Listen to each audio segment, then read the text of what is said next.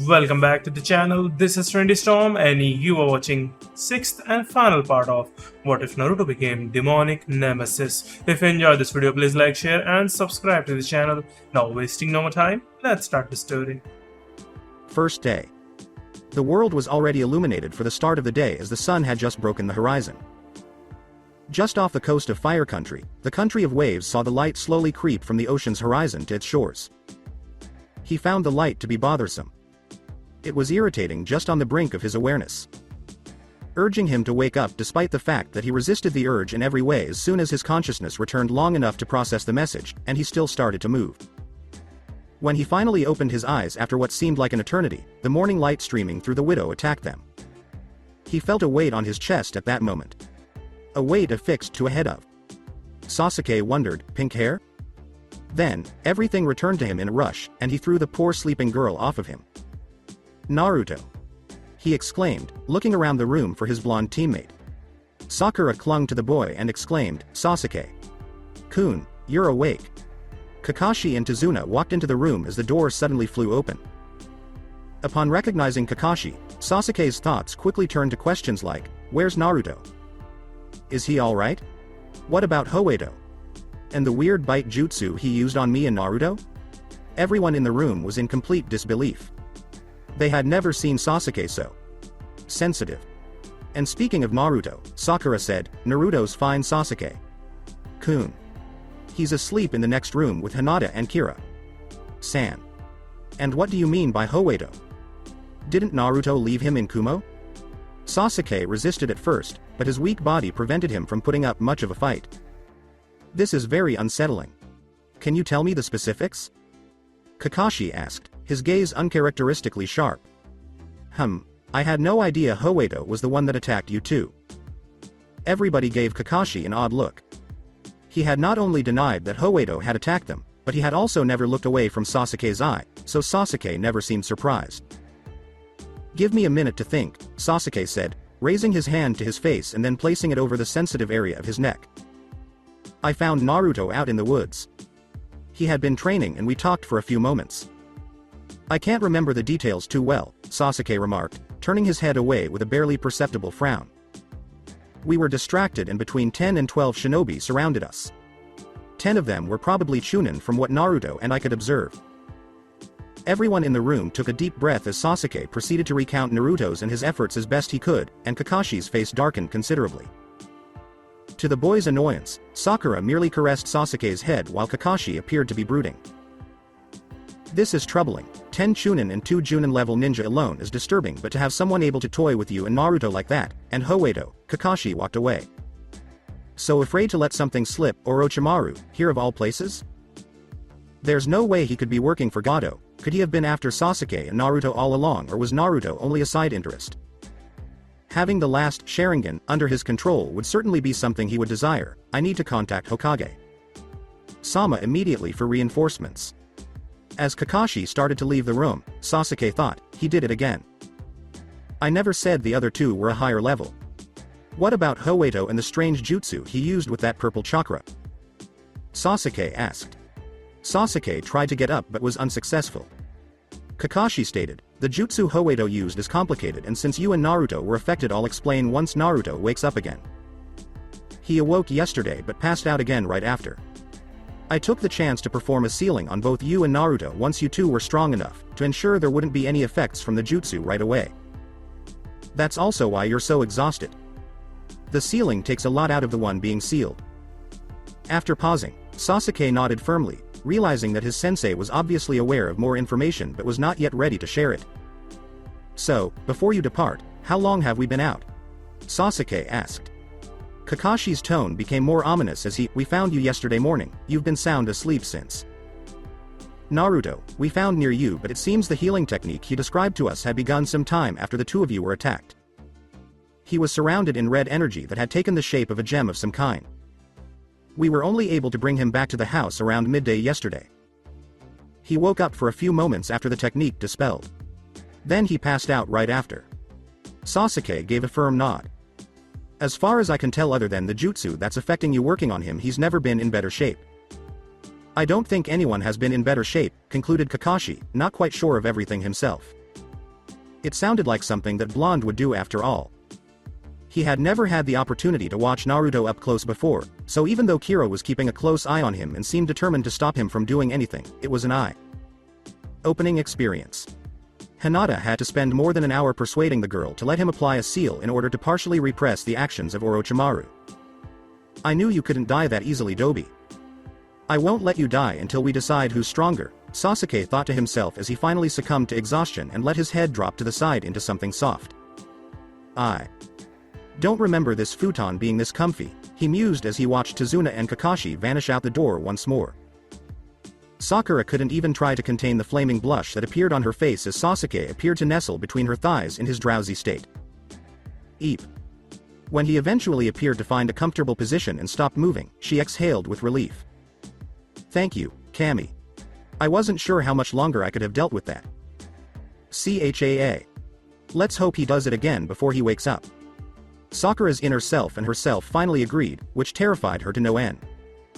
Day 1, a few hours later. Under the tightly wrapped blankets they had placed over Naruto, Hinata cried, Kira. Ni-chan. He's waking up. A moment after Naruto's eyes finally flashed open, Kira, Kakashi, and the Wave residents all exploded into the room. Everyone was so shocked that they almost all fell backward. Naruto's eyes changed color from heavenly blue with a captivating purple hue to pure coal black as soon as he opened them. It was not the same as the black of a human eye. Rather, it was a deep, all-consuming blackness that gave off a chill before bursting into a sea of flames that condensed into a solid ring of fire around the outside, which had previously displayed a gentle purple hue. Eventually, the surrounding flames created a deep red slit in the center, and the eyes vanished back into that seductive blue. A raspy sound came out of Naruto's lips through his fangs, and it took the people in the room a few moments to realize that even though his eyes were open and back to normal, he had not yet said anything. Hinata was at his side in an instant, raising his head to put a glass of water to his lips. Much to Hinata's disapproval, Naruto gulped down the glass and asked, Sass. Okay? Then, Kakashi noticed Naruto beginning to try to ask another question. I'll answer all your questions once Sasuke is awake to hear it. He woke up a few hours ago before going back to sleep. Why don't you take this time to rest, and when everyone is awake again we can all have a talk, Kakashi said, grinning beneath his mask. It seems the two I always worried that were going to cause the team to fall apart are closer than I could have imagined. He's fine, Naruto, and so are you. Naruto was about to speak when Kakashi vanished through the door. Just like Kakashi. Playing favorites with the Uchiha. At least all the other times he had believable excuses. Unlike when he's late, Naruto rasped, slamming his head back down on his pillow. At that moment, he felt a weight fall on his chest and looked up to see Kira and Hinata's weeping faces. Hey, it's okay, isn't it? I'm fine. Just a little tired.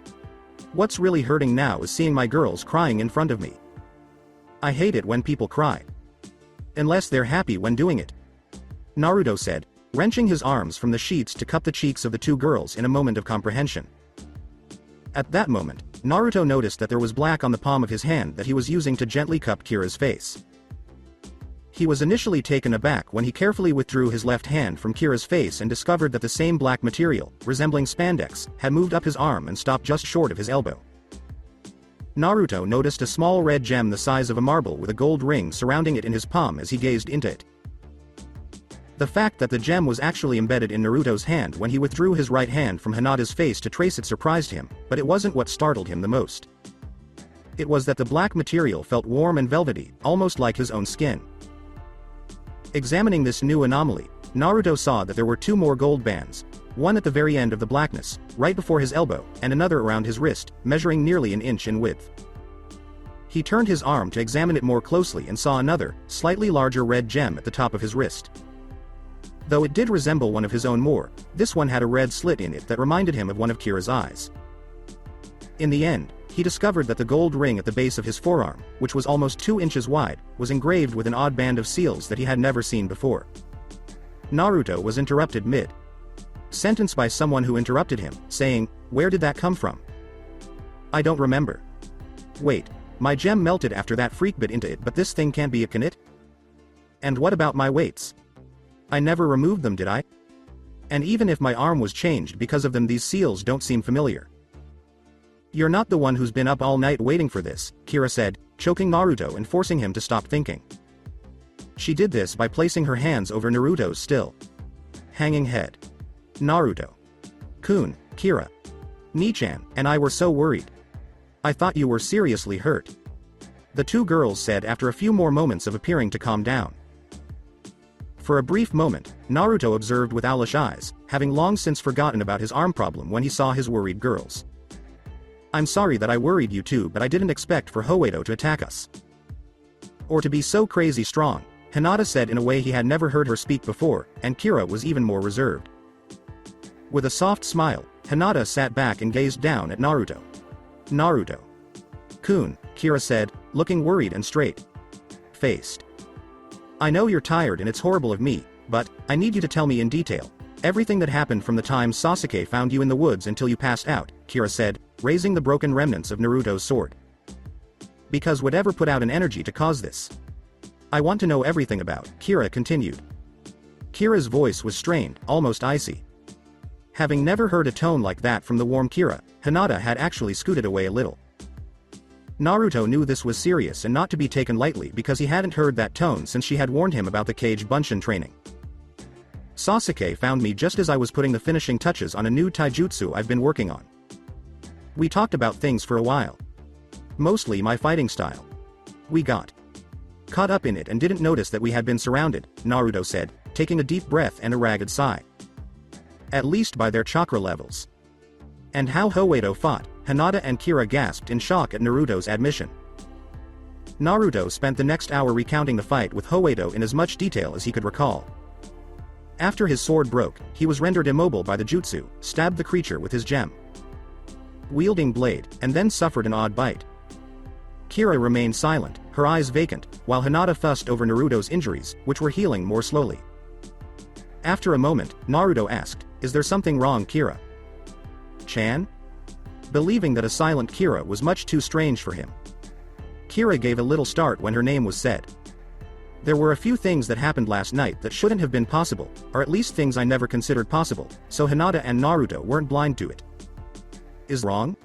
She asked stiffly. Hinata and Naruto remained silent while they awaited Kira's explanation. First, there should have been nothing in this world that could shatter this sword past it being pushed beyond its natural structural limits. Even a weapon like this would break under the right circumstances, but this, Kira said, placing the broken sword sheath and handle down on the ground. Second, a liquid substance was injected into you that should have been eaten away by your acidic blood. But it wasn't. Kira then wrapped her hand around the remaining blade and squeezed. Kira. Chan. Naruto exclaimed in dismay, expecting to see a fountain of blood. What do you think? He stammered out as he observed the metal of his shattered sword literally transform into clay in Kira's grasp. This sword didn't break from stress or heat. It broke because the Kagiraneosite literally warped under the pressure of being exposed to your chakra and whatever chakra Hoedo was using, Kira continued, placing her hand on the sheath and doing the same. The Kagiraneosite couldn't adapt to the strange mix of chakra fast enough and lost its form, Kira said, pulling a small bag from her supply pouch and opening it to reveal the other shattered pieces of the broken sword. Kira then took the small shards and squeezed them in her hands until a ball of silver metal was formed. This is actually the same way raw Kagiraneosite is mixed with metals and forged into weapons or tools. By feeding large amounts of chakra into the stone, it becomes soft and malleable. If specific chakra manipulation is used, the Kagiraneosite also gains a specific purpose like the gems had. After that it can be forged into whatever is needed depending on the skill of the person forging it, but I've never heard of already forged material like this breaking down. It's supposed to be nearly indestructible after being forged. As he observed Kira continuing to wield his sword like clay, Naruto said in a gloomy voice, "I guess that means that my sword is gone for good, huh?" Kira raised her eyebrows as she replied, "Of course not, Naruto." Kun. Naruto's face lit up. "I just said this is the same way it was forged in the first place, didn't I? All we need to do is find a forge and some very pure metals, silver would be the best. After that we just need to melt down what's left and find someone to forge you a new weapon." Gazing down at the lump of metal that served as his sword's blade, Naruto said, "Weapon? Don't you mean sword, Kira? Chan? You can have it forged into different things too. Not only does the handle of the sword contain a core of Kagiraneosite, but the sheath contains some of it as well. If you decided to get a normal sheath you could make 2 swords with how much is here, or even other things. It just depends on what you want to do and the skill of the smith. Naruto appeared composed in the wake of his hearing. It was logical. After Kira informed him that the stone responds to various energies, Naruto raised his arm and questioned, so does that mean this was caused by the clash of chakra too? Kira appeared conflicted, not wanting to respond with the response, that Naruto-kun, I'm not sure of. As Hinata slid closer to Naruto, it was obvious that he was afraid. What the hell could this be if even you don't know what it is? Naruto asked, staring at his strange new arm. It's not that I won't know Naruto-kun. Naruto and Hinata were clearly perplexed, it's just that I haven't had the chance to figure it out yet. I've never seen anything like it before so I need a little time. Last night I woke up just after that man bit into the stone, after that you passed out and I only had a few moments before the second tail started forming the barrier for its assimilation which forced me back to sleep. If I had to make a guess I'd say that this new arm was your body integrating that substance from the bite in with everything else creating this. Finished, Kira probing the arm. Dude, Kira-chan again, what does assimilation mean? Asked Naruto, wearing a somewhat bewildered expression that Kira hadn't seen in a while. She then apologized to Naruto-kun and said, I keep forgetting that there are a lot of words you wouldn't know yet. Assimilation means to combine or mix. It means that cocoon, fit your second tail in with the rest of you while solving your body's problems. This made her giggle a little and made the group feel lighter. With a pouting head, Naruto asked, so I did go through the cocoon, then? Did everything go okay? We really need to find a better name than cocoon. How about barrier? I like that a lot better. Being referred to as a bug is getting old. Well, Naruto-kun, we can use that one from now on, and once we talk with Kakashi we can work on that thing on your arm. It doesn't seem to be a danger as far as I can tell, but we should still be careful. As for your healing last night, other than this weird thing on your arm it couldn't have gone better. Everything fell right into place, even more perfectly than I had hoped. In fact your body is a perfect copy of my human form now. Naruto arched an eyebrow as he looked down at his chest before Kira gave him a light smack on the head. Not like that baka, the boy replied, causing both girls to giggle once more. When Hinata could take no more, she started rolling around and laughing at what the two were doing. Naruto sighed, that's not funny Hinata-chan. What am I supposed to think when she said, perfect copy? As his throbbing stopped. Kira only giggled until she sighed, well, alright I'll take the blame for this one. When I said, perfect copy, Naruto-kun, I meant in its workings. You may not have a demon form or even a Hanyo form like I do, but your human body is as close to a demon's human form as I think it can get. A 2 tails to be precise. The biggest change now is that everything about your body will grow in strength when you gain tails. From healing, chakra supply, physical strength, just like a true demon's would. The only difference between your body and mine now, other than the fact that I'm a girl, and you're a boy, strained Kira to be sure to take another jab at Naruto, is your blood and the fact that I'm a 9 tails. The Yuki you gained from the second tail was used to reinforce your circulatory system and merge all your other abilities together into a working model based on my body, it seems, in all aspects Naruto-kun, you're a demon without your other 2 forms. Soon enough even your chakra will be pure Yuki after a few more tails form. A start that left Naruto speechless. He had known for a while that one day he would turn into a demon. Though it had only been 3 months, the thought of being a human form demon like Kira had always thrilled him. He wasn't a gigantic fox or some other kind of mutant. Such a brief period of time for such an occurrence. He never imagined it would happen so soon. It felt different to rise so quickly when he had always imagined years. Perhaps a sense of strength or invincibility, but he didn't feel any different as he sat there. It didn't make sense to him at all, not at all from before. He could tell his chakra had increased, but not in a startling way. At that moment, Kira slowly raised his right hand while holding onto it with both of hers, and Naruto saw the big, playful smiles on both of the girls' faces. All he could think was, OSH*T. With his palm flat against her chest, Naruto watched in disbelief as she squeezed it between her enormous breasts relative to her body size. As Naruto stammered, Kira-chan WH. What or why? You do. Ing? The 2 girls were about to burst into giggles again due to the blush covering his face and his large dinner plate. Sized eyes. Calm down, Naruto. Kun. I'm trying to show you something important. Kira said in a quiet voice, making Naruto start to perspire even more. Naruto asked, Do you think this is the proper time with Hai? Na. Ta and the RO. Clearly trying to figure out how to get out of whatever it was for him. Kira simply glanced into Hinata's eyes, the girl barely able to contain her laughter after setting the whole thing up. Just relax, Naruto. Kun, and think like the medic you are. What do you feel with your hand here? Knowing her this has something to do with a lesson. Let's see, chakra flow, blood circulation, undamaged and, soft, skin, heartbeat. Wait, heartbeat. Naruto's eyes slowly widened. Kira. Chan, you have a heartbeat.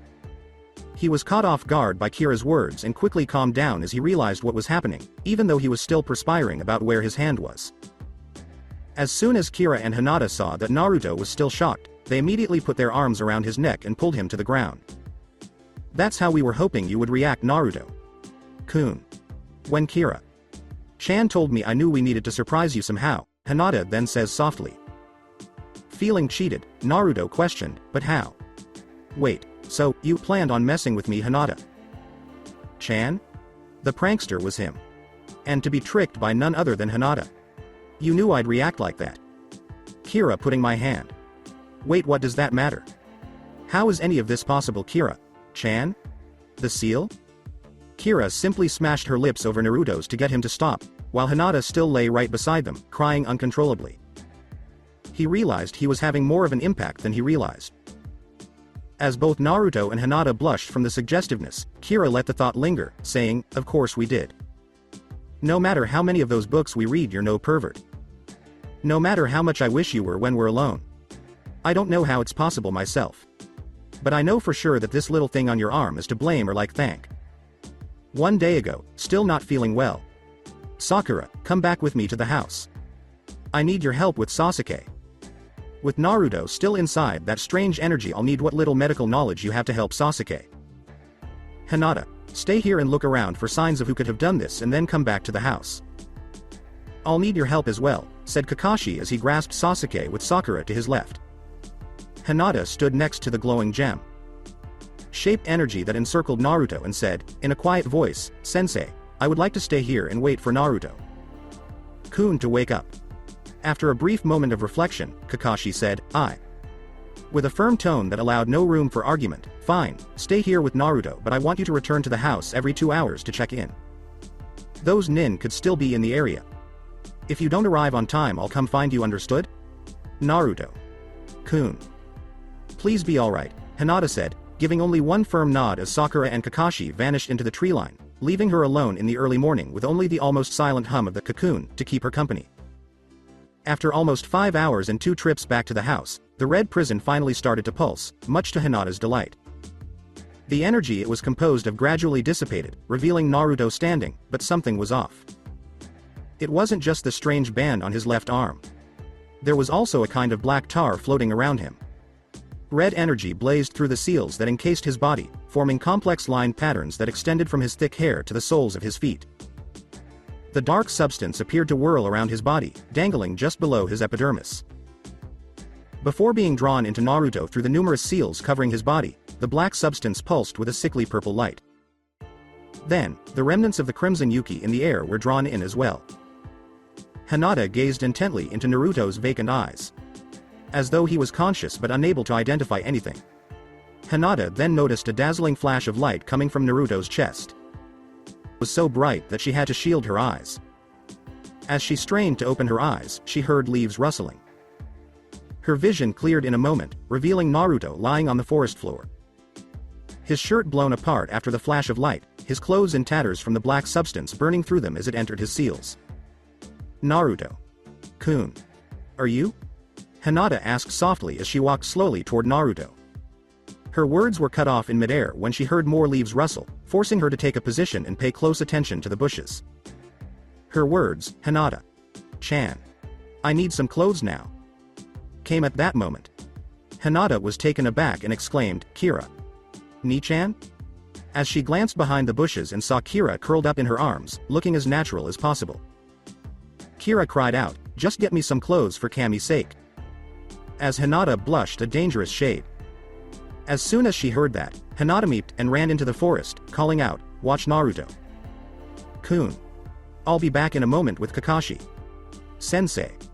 Kira was only able to grumble, "Kami, I hope she remembers the clothes so the pervert won't know about this. I don't know what Naruto would think if I castrated his sensei for seeing me like this." Present time with Naruto. Naruto blinked, once, twice, 3 times, and he still couldn't absorb what he had just been told, so, I came out of the barrier, absorbed some black substance that sounds disgusting through the seals Kira Chan gave me, caused an explosion of light that supposedly broke the seal in some way, and shot Kira Chan out of my chest, and, she was naked? Hinata and Kira slowly nodded, not liking the tone Naruto was using. Yes, that's what Hinata Chan said she saw. After she got back and snuck me a change of clothes, we were able to convince Kakashi that I met up with Hinata Chan while she was waiting. It seemed believable since your clearing was on the way to town, so Kakashi just thinks I came from the village after arriving by boat. Again, Naruto was silent, until, damn, the one time I really wish I hadn't been able to sleep. Naruto then crossed his arms with a tight pout on his face. Hinata had a vivid blush as Kira just seemed to smirk in playful joy. She then leaned forward and whispered, "If you wanted to see Naruto Kun, all you had to do was ask."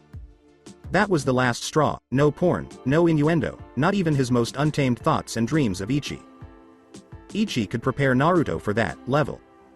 Naruto had just gotten his first nosebleed from perverted thoughts. The first of a long line in the coming years, and yet to his own pride he had survived the flow of blood and remained conscious. That was completely unfair, said Naruto through his hand covering the blood from his nose. Hinata had already handed Naruto a cloth to help with the blood as she fretted over it, and he would need it. "Oh," purred Kira as she stared at Naruto from her spot, "that wasn't a trick. All you have to do is ask," said Kira once again as she slowly pulled off her flak jacket, and there it was, a second blast that finally put Naruto out cold. "Kira. Nichan, don't you think that was a little mean?" asked Hinata as she finished wiping the blood from Naruto's face while sporting a rather intense blush of her own. "That wasn't mean, Hinata Chan, it was the truth. All Naruto Kun would have to do is ask, and I'd do pretty much anything." Hinata's eyes grew wide with possibilities as she too passed out right on top of Naruto. Kira giggled lightly as she changed into her Hanyo form with a small flash of light and used her 3 tails to tuck Hinata into the left side of Naruto's futon in a more comfortable way before she climbed into the right side of his sheets. She yawned dreamily as she thought, well, that was fun. These two are still way too easy. Kira then yawned loudly, but this is the easiest way to get those two to rest, especially when Naruto Kun won't stop asking questions, and when I'm more tired than they are. Day 2. There was a strange air around the table that morning, whether it was the fact that a little over a day ago Naruto and Sasuke had been viciously beaten by unknown ninja, or the fact Tizuna was raging drunk at 9 AM. No one was sure, but one thing was for sure. Everyone wanted answers from the cycloptic Junin, and he knew it. Kakashi could feel the 5 pairs of eyes on him, so he couldn't even try to eat the breakfast in peace. Tsunami had placed it in front of him, and yet here he was allowing his food to cool for fear of his students seeing his face, especially with Sasuke and his newly awakened Sharingan staring at him. It was getting almost creepy how long Sasuke had kept it active now. He only allowed it to fade once his reserves dried up. It seemed ever since he had realized that it had finally happened, he didn't want to turn it off out of fear of losing it. It was like the old school Yar joke. If you let go it will disappear. Kakashi still wanted to kill the guy who had said that to him. Wait, he did in the Junin exams. So with a deep haggard sigh Kakashi said, "Alright, I'll explain about what those bites did. If Sasuke will turn off his Sharingan, it's starting to get creepy." Everyone looked at Sasuke for a moment before he humfied as his eyes faded back into their natural black instead of the crimson red with a single toma in each eye. "There, now what are these marks?" asked Sasuke as he bared his shoulder and Naruto raised his arm. Kakashi took out a black scroll and a brush. With a quick flick of his wrist he had a perfect copy of Sasuke's curse seal. These are a type of Fuin Jutsu. Sadly, not much is known about them. This had all of the genin looking dejected. "What I can tell you is only what I have heard from others." Everyone looked up at Kakashi with hope in their eyes. "These seals were created and forced on you by one of Konoha's former Sannin, Orochimaru." Sasuke, Sakura, and Hinata all gasped from shock. Who's that?" asked Naruto as Kira nodded next to him. The other shinobi at the table looked even more shocked than before as Kakashi slapped a hand over his face. Naruto, didn't you study the bingo book at all while in the academy? Naruto looked on uncaring as he fished through his pouch pulling out one copy of Ichi. Ichi after another making Kakashi look on with dinner plate eyes until Naruto said, "No, not at all. It didn't seem important enough so I looked into other things but I do carry one around with me. They issue them to medics just in case we find someone injured and they match a description. That way we can hold them." As everyone at the table had their eyes locked onto the pile of books, Sasuke asked, "How many of those books do you have, Dobi?" Naruto blinked for a moment before saying, "Well, that's off topic, but since Kakashi Sensei is in his spaced out, hentai mode, we have a few minutes." Naruto then spread out all the books until 5 could be seen. There are 5 books in the series right now. 1.3 are sequels of each other and Ichi. Ichi Violence is the first new book in a while. This one, Super Gold Perverted Edition, is just the first 3 books in one with some extra side story. And the Silver Editions, you've seen Kakashi Sensei with are reprints of the first 3 books but the Silver Editions only contain the hentai scenes. So I don't carry those with me, if I would have known I wouldn't have bought them either. As Naruto and Sasuke continued to discuss the point and value of porn, Hinata was sporting a horrible blush as Sakura looked about ready to kill, until they heard a slight giggle and turned to see Kira looking through the gold edition. "Look Sakura, before you go off, why not give the books a try? They may have porn in them but the story is pretty damn good, right Hinata? Chan?" Sakura looked livid as she turned to Hinata. She remembered the time Kira had joked about her reading them but Sakura had always assumed that was it, a joke. "Hinata, you read this trash?" "Well, I have Sakura-san. They are very well written and romantic, even some of the..." Before Hinata could finish, Tsunami slammed a pan down on the table, not only snapping everyone back into focus but sending poor Tazuna to the ground. In an icy and very intimidating voice, especially for a non-shinobi, she said, "Now, I very much appreciate what all of you are doing for my family but there are 2 things I do not allow in my house no matter how tasteful." Naruto, Kira, and Kakashi all began to blanch. "No perverseness or porn in my house." As all the birds and animals within miles of the house fled in utter terror, Naruto scrabbled to retrieve his books and hide them inside the safety of his pouch as Kakashi just sat there tense, as if ready to run. "This woman is scarier than Kurenai is about porn."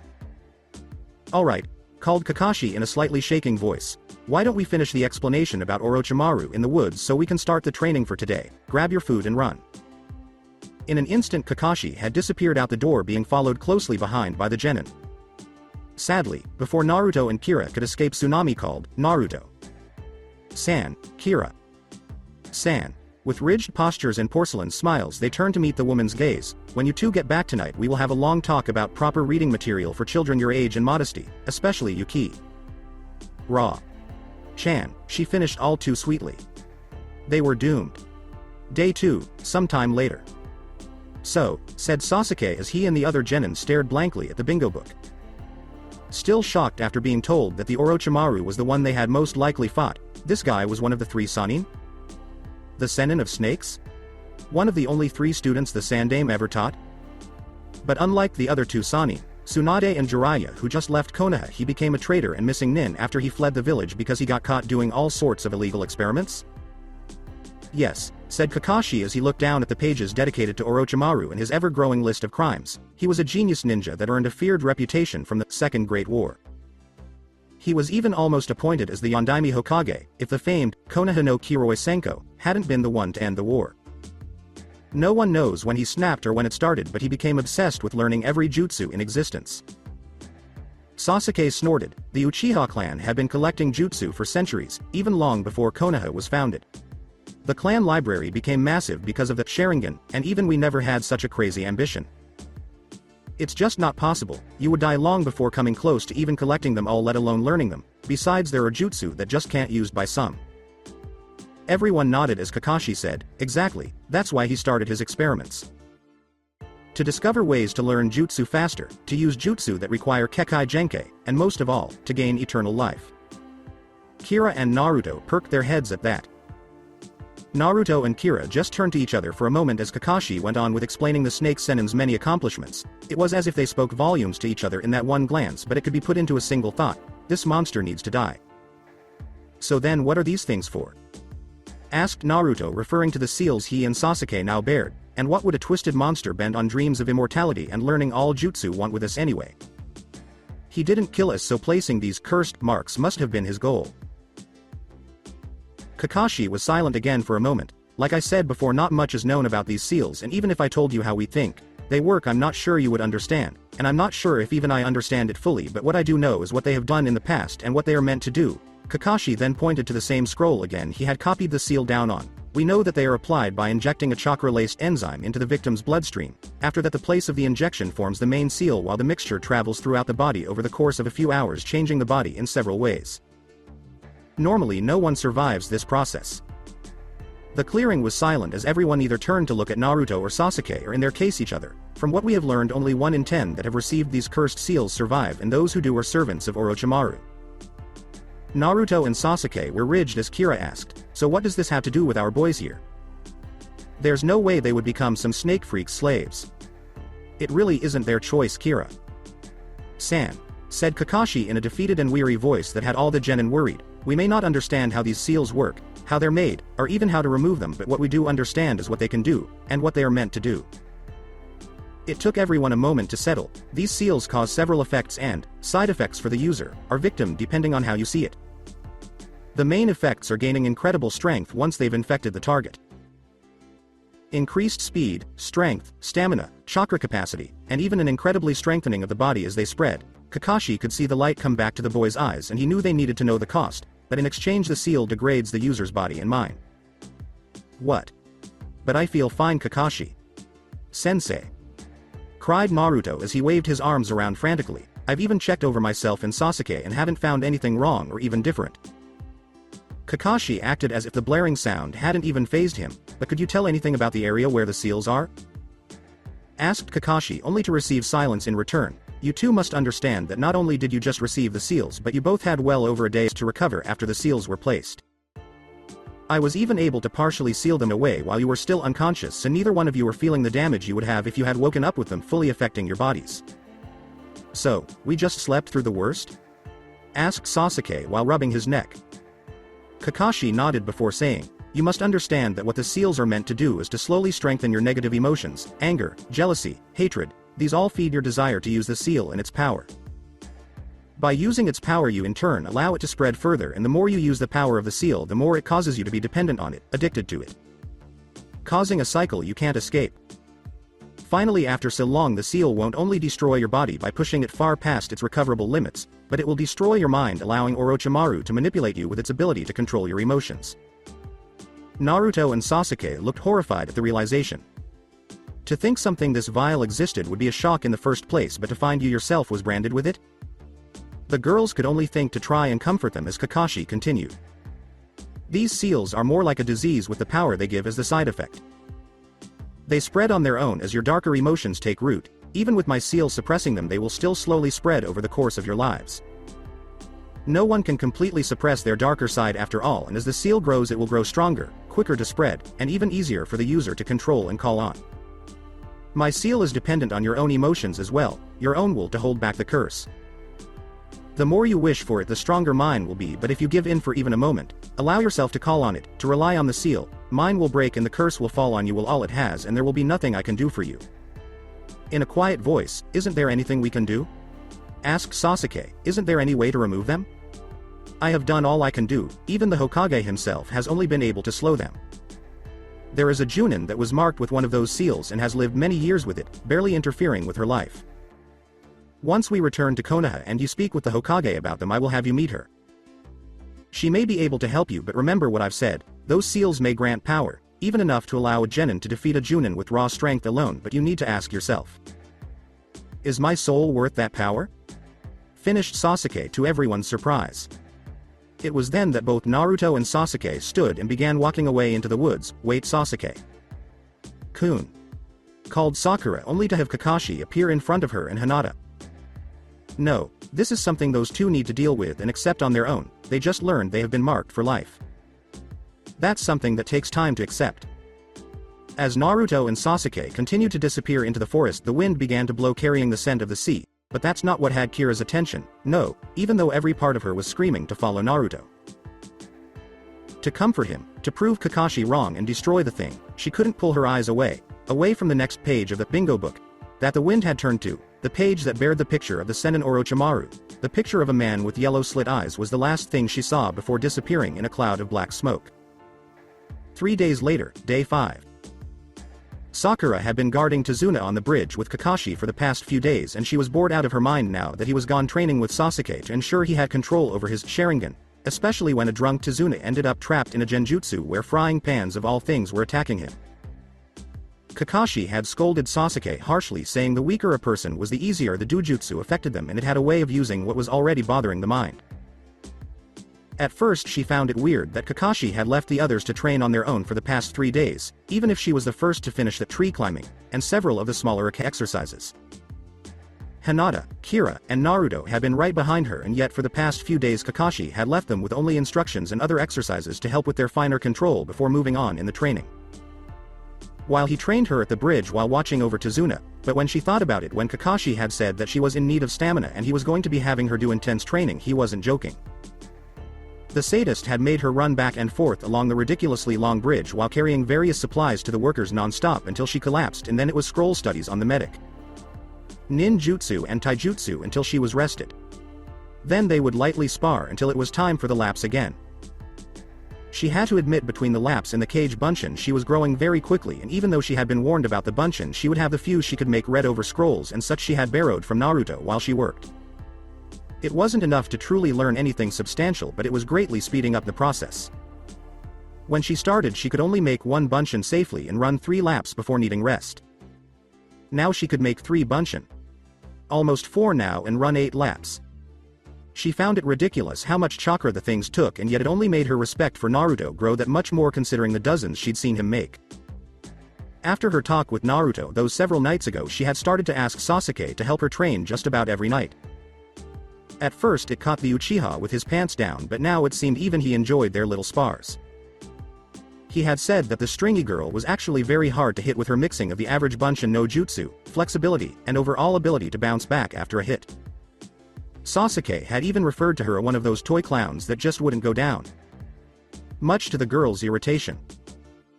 Hinata had finished the tree climbing during the second day and had used the rest of the time to work on her Juken with Naruto, as well as working on the jutsu she had learned with Kira, since for some reason Kira seemed to be keeping her distance from everyone other than the Hyuga heiress in Naruto.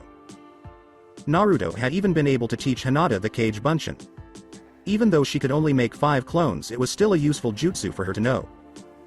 Sasuke had finishing up the tree climbing late on the second day to his dislike. He was able to walk up and down the tree easily, but for some reason he said it just didn't feel right yet. He said he wanted it to be second nature for him, so he decided to spend a third day on the exercise before he started working on smaller exercises, as he called them. Naruto had chalked it up to his number 1 rookie, pride, which earned several fireballs from the Uchiha in return.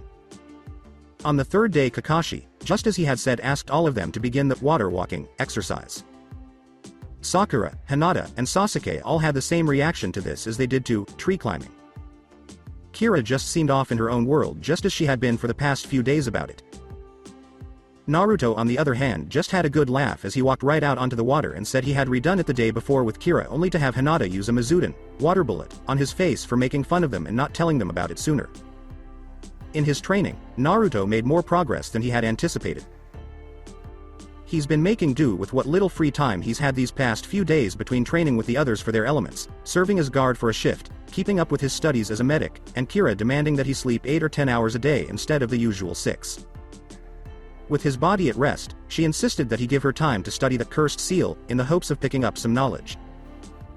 Thanks to his cage bunshin, he was able to almost incredibly quickly relearn most of his chakra control exercises, kata, and taijutsu techniques during his training period. However, he simply attributed it to repetition. When Kira instructed Naruto to retrain using the bunshin, he was initially taken aback. Amidst her warning that it would kill him if he used it for serious training again in the coming years, Kira had explained with almost casualness that training under cage bunshin actually only really causes stress when it's new material being absorbed, which would be equivalent to several weeks of training. As long as there were only a few dozen doing so, it was insignificant because Naruto already understood every aspect of the training that the bunshin were redoing and was only picking up the minor adjustments and changes. He was already back on track with his taijutsu because of Hinata and Kira. In fact, he was almost done with the 12th and 13th kata for Juken. That made him very happy. It pained him to let his Juken go, after all the effort that had gone into it. Not to add, even though he had never met his mother, it was a gift from Hinata honoring her memory in addition to her assistance. However, his jutsu was very difficult to relearn. The more Yuki in his system, it seemed, the more likely he was to lose control at any moment. The jutsu would fail because it seemed as though there were stronger chakra bubbles that would burst when he attempted to mold any. Since there were no specific chakra limits required for the Kage Bunshin jutsu other than having enough, which posed no problem, they were relatively simple. Simply put, it appeared that he was unable to produce the desired quantity of clones. There always seemed to be a few dozen things off. What seemed to be his repertoire of jutsu were Shade Clone Kage Bunshin no Jutsu, Bunshin no Jutsu Shuriken, Kage, Shuriken Shadow Clone, Bunshin no Jutsu Bakuretsu Kage, Exploding Shadow Clone, Ninpo, Poison Mist, Dokugiri no Jutsu, Bringer of Darkness, Kokwangyu no Jutsu. Nobody knew how to explain this one. It was Genjutsu of a high rank. One of the highest, which even Kakashi admitted would be challenging for him to sustain. It should have been impossible for Naruto to hold up an illusion of that level with his current control, but it seemed to be meant just for him. Similar to how most of the Genjutsu Kakashi had forced him to attempt failed miserably despite his level of control, this one just seemed natural to him. Along with a few other healing jutsu, the Chakra Enjingtu, Scalpel, is used. It was easy to heal soft tissues, bones, skin, and other things. The healing methods were straightforward and only needed a little bit of patience, knowledge, and skill. Internal organs with smaller connective tissues and nerves simply appeared too challenging at the time.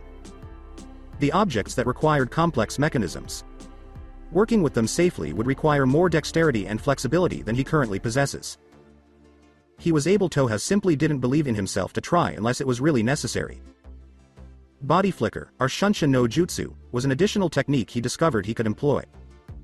The short-range technique was surprisingly easy to use. It just needed practice and a unique one. Handed Seal. The short-range version only involved the expulsion of modified chakra, which momentarily reduced the user's sense of gravity and enabled them to move at extremely high speeds while experiencing significantly less gravitational strain. However, Kakashi had stated that there was a strict limit to how hard you could train with it, both in terms of usage and distance. The user's personal speed dictated the speed. Even that had its limit. The farther you could go in a single burst, the faster you could normally move. It persisted despite gravity being lessened, continuing to strain the body. That meant that you could only move as quickly as you could without endangering your safety, and if you used it for too long, tension would eventually mount. Because of this, the Shunshin was both practical and helpful in contrast to the Kawarimi, which merely replaced you with an alternate object. The extended version presented a distinct challenge. Despite having witnessed it numerous times previously, Naruto had never attempted to execute it himself. It simply didn't seem significant enough until he witnessed the hunter Nin utilize it. After that, it seemed necessary to know the bare minimum. With the exception of two significant variations, it operated essentially in the same manner as the short-range version.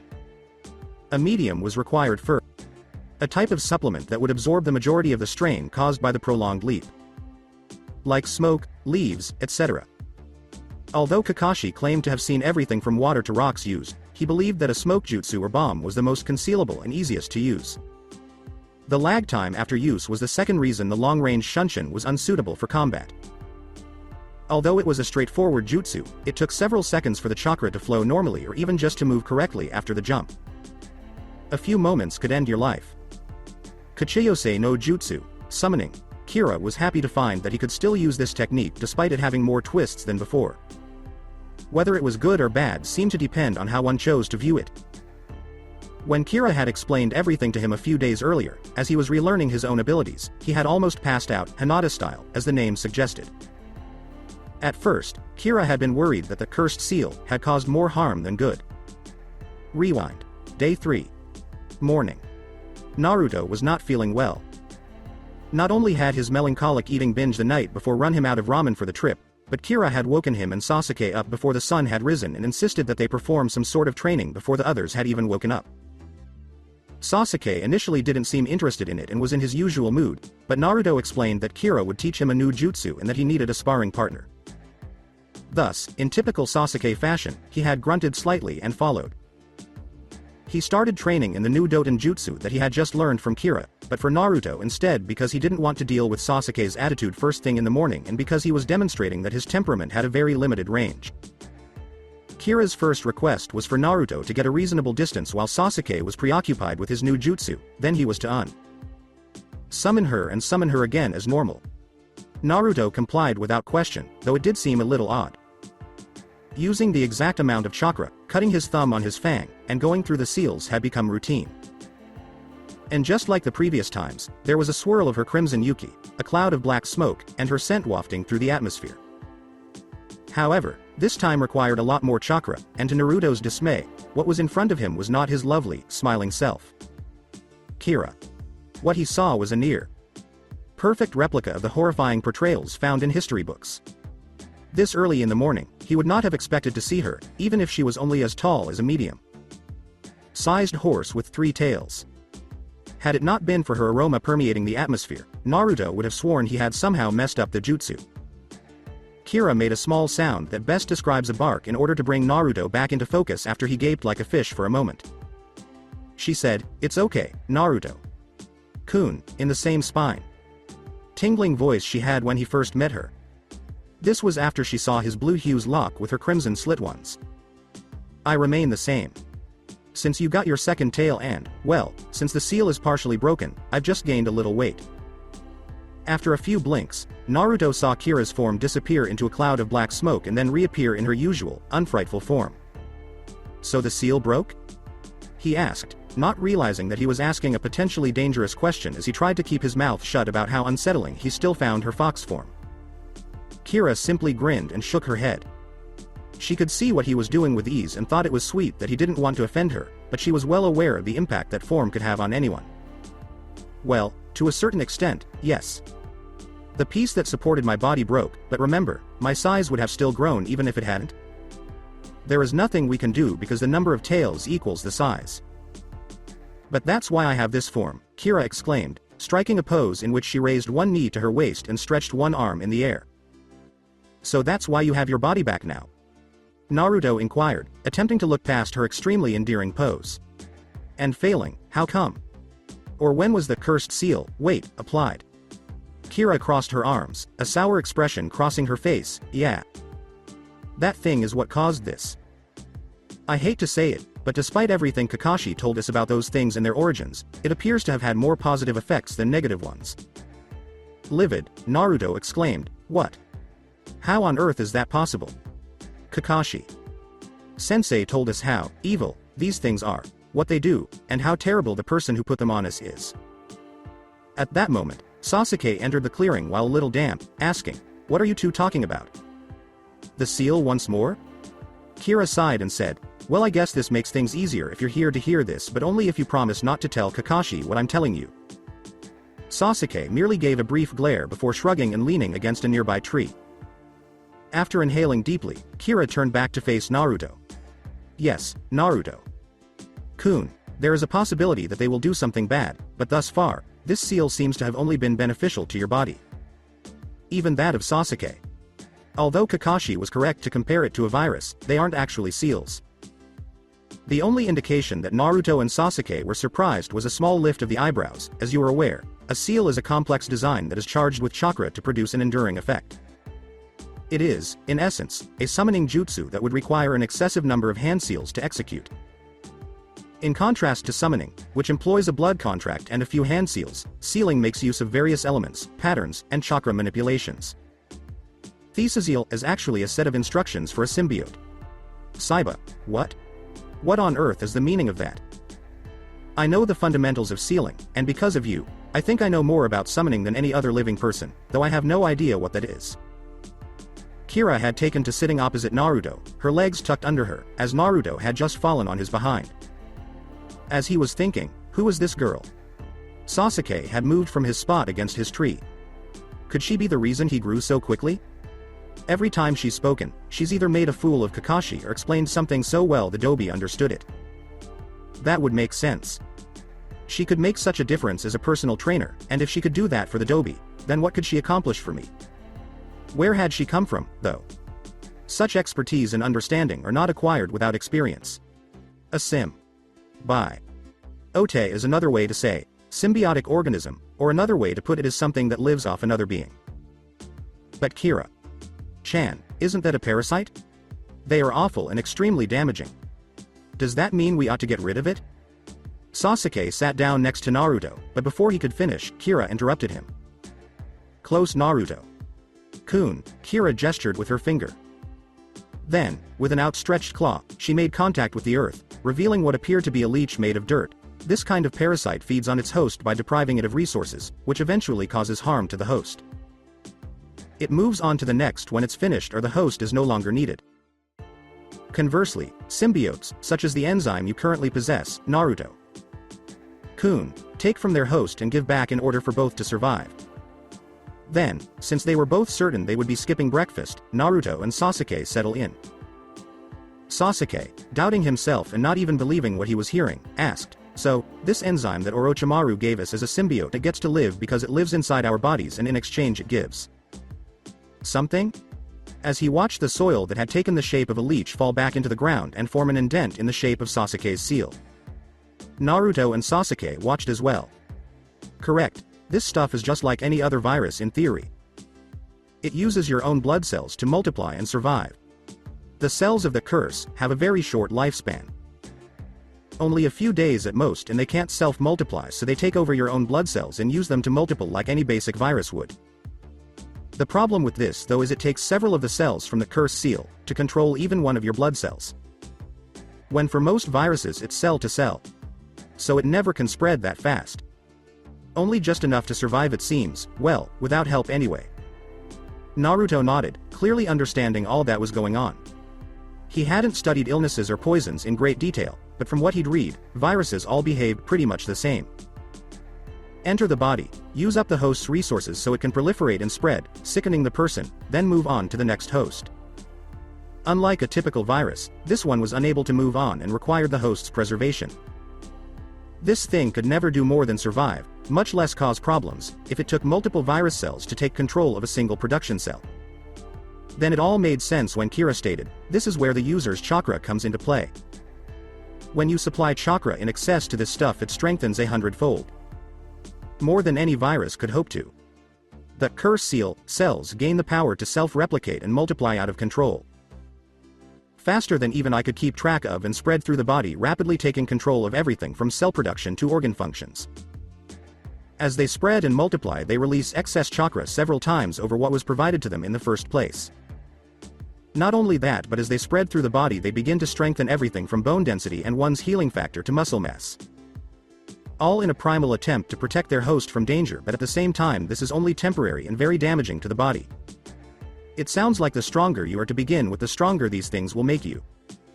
If only for a little while. The more you give it the more it gives back, huh? Naruto asked, staring thoughtfully at the black and gold covering his left arm. Kira frowned slightly as she nodded slowly. But, it seems strange that in exchange for the ability to simply multiply these CCs give chakra and strength, but at the same time the rapid release of chakra and increase in muscle mass must use up the body's resources and puts it under high stress all at once, and when it's over and the stuff recedes, it's a double-edged sword basically, huh? When you look at it that way, this so-called curse is just a super version of a soldier pill. You gain chakra and strength but you end up crashing later for it. Sasuke stared at the imprint in the ground and tentatively touched his neck. If that's the case, why shouldn't we use them as we like? Cost or not, there's no reason to hold something back that will only make us stronger, he said. Sasuke looked at Kira as she responded to Naruto, well, I guess you could say that Naruto-kun, and if that was all this thing did do, Sasuke, I would say everyone should have one, but there's more to it than just that. Kira was quiet as she pointed out the design on the floor. After studying this thing for a while I found that what I just told you is how the CCs should naturally work, with only a small side effect of being more violent and irritable because the rapid spreading of them causes the brain to react in a primal way to defend itself by causing aggression. But, this shape that's placed on the skin isn't part of the original enzyme. It's something Orochimaru must have added. The bite injects the CCs, and the chakra causes the first portion of the cells to be burst into the seal that shows on the skin. Naruto gives a nod and keeps on stating, this seal seems to give extra instructions to the cursed cells. It seems the natural way of these cells is to form a large gathering in one spot of the body and replicate from there as needed, but this seal forces them to do that wherever it's possible. Because it's made of the original cells, all the ones that follow use it as a blueprint when they make more. The added instructions are passed on and are what cause the darker emotions, effects on the mind, and even some others I wasn't able to figure out. It is one complicated code, but I do have some good news for you and Sasuke. What, Kira-chan? Naruto exclaimed, looking on with excitement as his head snapped up. I figured out a way to take some of the original CCs from your seals and, well, reprogram them to eliminate not only the increased aggression and effects on the mind, but I was able to figure out a way to allow them to accelerate the infection of your body. Kira was bouncing back. Okay, so let me get this straight, Kira-chan. By changing some of our CCs, you can use them to change all the others. By doing this, you're going to get rid of the part that makes them turn us bitchy and evil. But you also plan to help them infect us faster? What's that supposed to mean? Wouldn't that be a bad thing? Naruto and Sasuke said, pausing briefly as they processed what they had just heard. Kira was just grumbling with frustration. Why do you have to catch everything I say, Naruto-kun? Why can't it ever be, oh, the great Kyuubi said it so it must be true? No, every time I go to explain something to you it takes forever because you catch every little thing and have me explain it.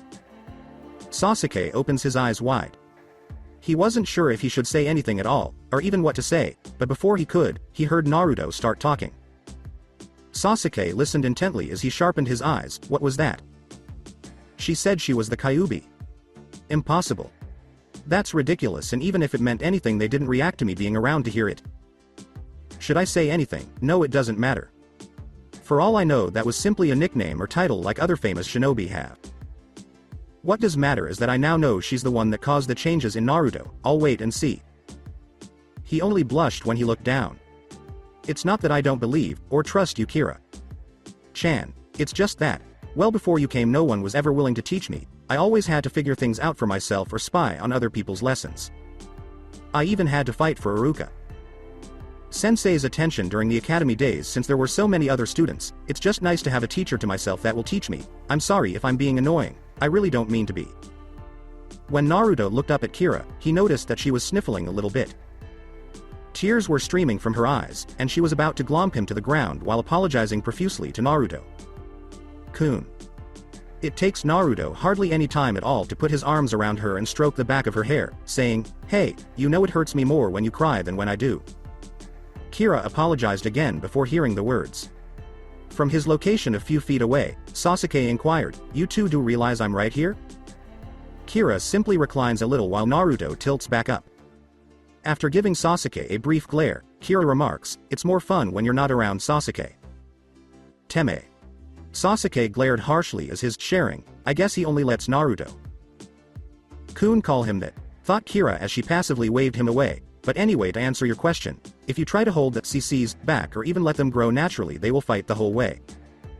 It would be painful and take years of time to fully spread even if you use them regularly. During this time the dormant cells will randomly awaken as your chakra flow increases for jutsu or other matters. That way they can expand further and keep their hold on you, but not only could this cause jutsu to fail, but you could literally be doubled over in pain.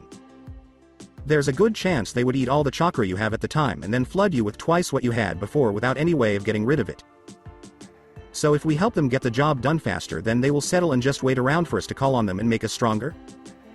Said Sasuke with a smirk. Yes, said Kira as she returned her head to rest it on Naruto's back. Until there is a high enough concentration of the CCs in your bodies, they will constantly awaken whenever there is a chance to spread. If this is allowed, not only would it be inconvenient but dangerous. In my opinion, the only safe thing to do is to make them finish spreading as soon as possible. Not only to put this useful turn of events under your control, Naruto-kun, but to mess up whatever plans this Oro-teme had. The only indication that Naruto was paying attention to what she had just said was a hum. Sasuke snorted and turned his head away as Kira playfully asked Naruto, you're enjoying holding me a little too much, aren't you? First, I don't get to do this often enough, Kira-chan. Second, the sun isn't even up yet and you're nice and warm. And lastly, if you didn't want me to enjoy your scent so much, you shouldn't have made my nose so strong. That at the moment is a little more intoxicating than whatever that snake freak has planned. I'll deal with that after breakfast. Kira was about to respond when Sasuke interrupted, don't worry, Red, I won't tell Kakashi. This thing sounds far too useful and all he wants is to seal it away. I'm heading back to the house now. Let me know if you ever figure this out and what you need to make my potion." Sasuke then vanished from the clearing in a puff of smoke. "When did Sasuke learn Shunshin?" replied Naruto. "I guess with his Sharingan, he's going to be picking up a lot of new jutsu, damn it." Remember Naruto-kun, jutsu may be useful, but there are many powers out there more useful and you have learned many of them. Additionally, it's not the number of jutsu. It's the quality and how they're used. And you have some of the best. Kira uttered, still fuming over Sasuke's nickname for her. Naruto merely grinned while bending over to continue petting Kira's hair. "Well, this is going to be uncomfortable in a little while. But oh, well. You're going to be doing some rough training over the next few days to get a handle on your Kitsunbai and Jujutsu, so I'll just let you enjoy this," Kira said, relaxing as it seemed Naruto was beginning to nod off slightly while still holding her in a sitting position. Today, day 5. It was the day following Naruto's awakening with the cursed seal. Merely 4 days prior. In order to apply her fix on the seals, Kira had stated that it would take time to create the new CCs, so in the interim, they should continue training and try their best to ignore it. She said that Kakashi's seal should hold it back pretty well and that there was no use in telling Kakashi about the seals until she had the materials ready.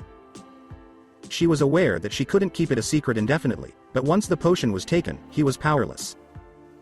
Kira had become accustomed to frightening Naruto by approaching him from behind while in her fox form during training intervals, but she always took care to stay out of the other students' line of sight.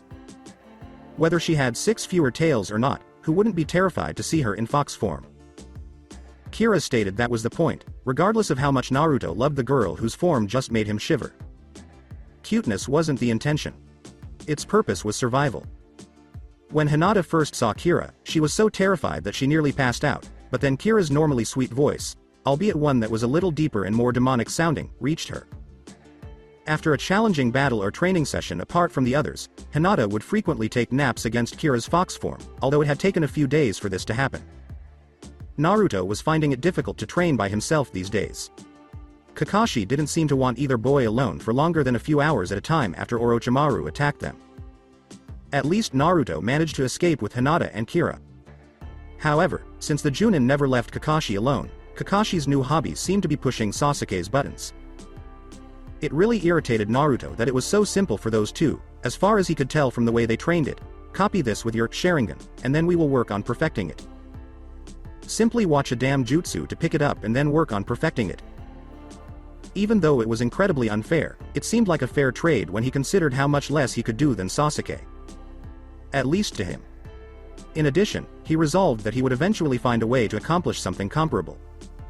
But training, it seemed that Naruto was having trouble with it. It's not as though he wasn't improving. It concerned applying what he was learning. He still had to find his own personal style.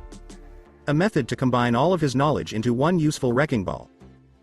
He made the decision to delay making a decision for a day. To lay out all he was aware of and see what could be combined. At the very least, Naruto pushed the whole seal issue out of his head. His scanning jutsu seemed to make it expand, so there was nothing he could do about it, not even to look at it or use it. He made the decision to gradually advance his abilities. First, he returned to his taijutsu. The forms and overall style of Juken were clearly superior to his medic. Nin taijutsu, but even with his Shinkarugan, he was only able to learn so much of the style's jutsu because he was unable to see the tenketsus. Furthermore, the chakra scalpel was far too practical and multi-purpose to be thrown away. Therefore, the simplest solution to that issue was to retain the essence of his Juken taijutsu style while completing the new manipulation he had developed for it. Using a Juken manipulation, the medic Nin can injure internal tissues while maintaining the chakra scalpel form. In this manner, he would combine the devastating power of a Juken strike with the scalpel's ability to cut and damage muscle. Though it seemed straightforward at first, Naruto soon discovered that when the chakra scalpel was formed using Juken manipulation instead of medical chakra, it lost a great deal of its ability to affect tissues. Rather than producing a precise and profound incision, a standard scalpel appeared to nearly tear the tissues. Naruto initially found it disappointing, but ultimately realized it was for the best. Since he was unable to fully utilize the Juken style, which, he had to admit, would be preferable if he could, it was better to inflict damage to both muscles and chakra at the same time. Because the combination of medical chakra and Juken manipulation produced a blade that was easily visible to the unaided eye and had a ghostly white gray color, he chose to name it Masao. Moroha, ghastly pale. Double-edged. He was deeply depressed because his genjutsu was the next item on his list. His control had returned to its second tail forming state, but he was still unable to perform any genjutsu techniques other than Bunshin, Henge, and Kokwangyu, which continued to be a source of great confusion for him. The A-rank genjutsu should have been beyond his skill level by all means, but it came so easily to him. Following his conversations with Kakashi and Kira, Naruto came to the conclusion that his genjutsu was useless, so instead he used his dojutsu skills to manipulate people's thoughts. It was peculiar. Everything had changed when Naruto resumed his dojutsu training to increase his illusionary powers. In the past, Naruto's ability to see differently required him to channel varying amounts of chakra into his eyes. He could see things in slower motion, change distance, see the chakra aura, influence people's thoughts, or even just see them, but ever since his second tail form, he saw things in a different way. Rewind. Day 3, afternoon. Okay, Naruto-kun.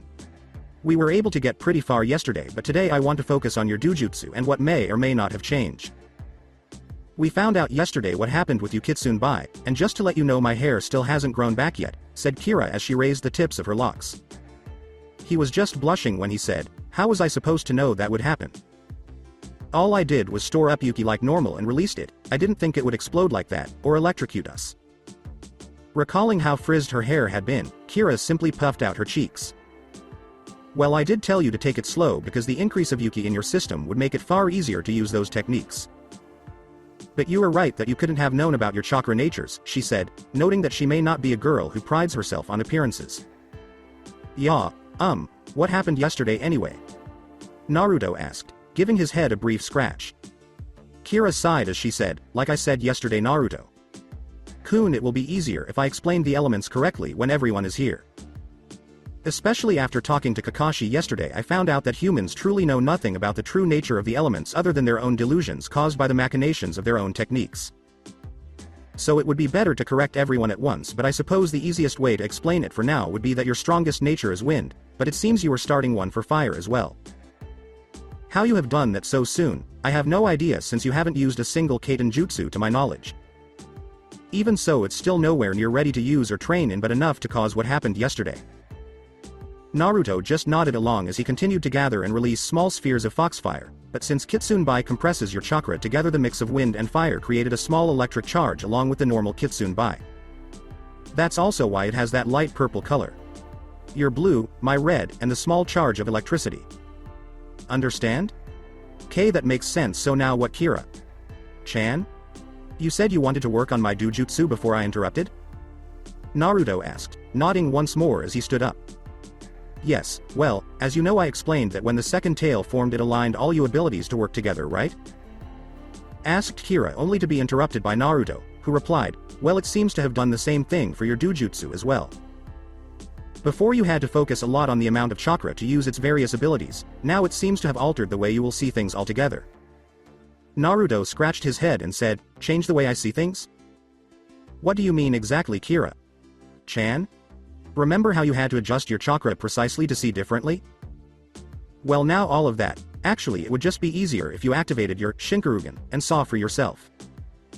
Uncertain of what to anticipate, Naruto applied a gentle chakra focus to his eyes until he felt the familiar tingling sensation. Kira couldn't help but think, if you think my fox form is disturbing Naruto-kun, you should see your eyes activate, as she observed from across the clearing. The inner edge of Naruto's pupils appeared to burst into flames before forming a solid ring of orange. Red flame, and just as before, his eyes vanished into endless black pits surrounded by the clear whites of his sclera, and a deep red slit appeared in the center of the eyes. Before his eyes started to get wet, Naruto seemed to blink multiple times. It didn't take long for his eyes to return to normal, at which point he had to cover them. Kira asked, so what did you see, Naruto-kun? And gave Naruto a piece of cloth. Naruto paused for a moment and then said, it was like seeing everything at once. It was so strange and overwhelming. Everything was pitch black with different colored outlines that showed their details. Everything was so clear and focused because of it. I could see the chakra coils overlapping your body, your aura, even how you were going to move. It was like everything was happening at once. My head hurts. Kira was silent for a moment before she said, I thought as much.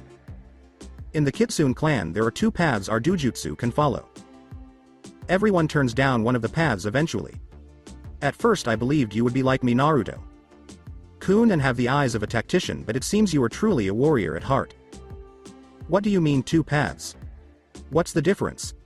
One path allows for greater abilities but at the cost of only being able to use one at a time. These are the eyes of a tactical fighter used to dissect an enemy piece by piece through study.